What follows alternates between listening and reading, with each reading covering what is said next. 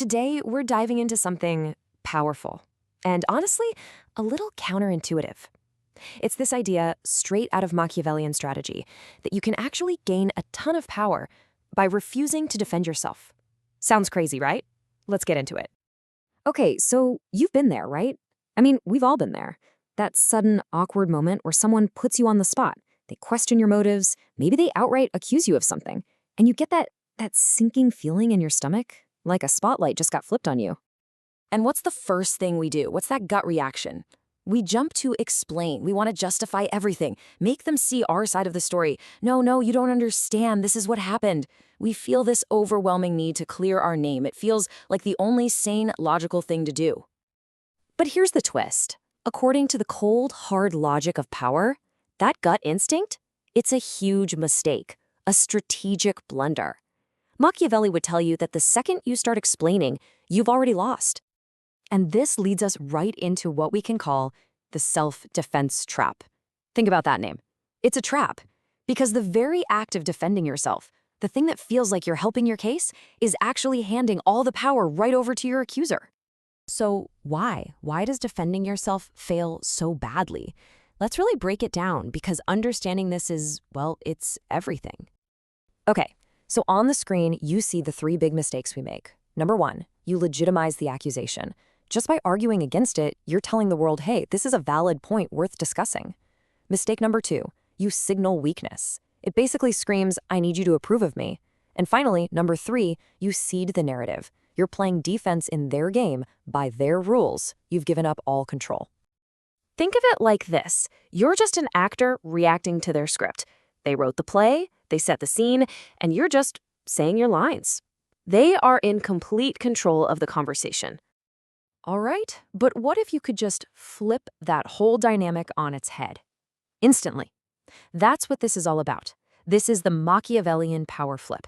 It's where you stop playing their game, and instead you force them to play yours. This chart lays it out perfectly. On one side, you have the defensive reaction, the losing strategy. You're justifying, explaining, seeking approval. But look at the other side, the Machiavellian response.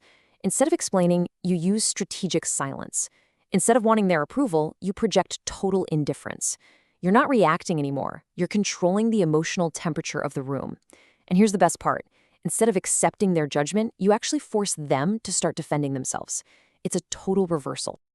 So how do you actually do this? In the real world? Well, it's actually a pretty simple 3-step playbook.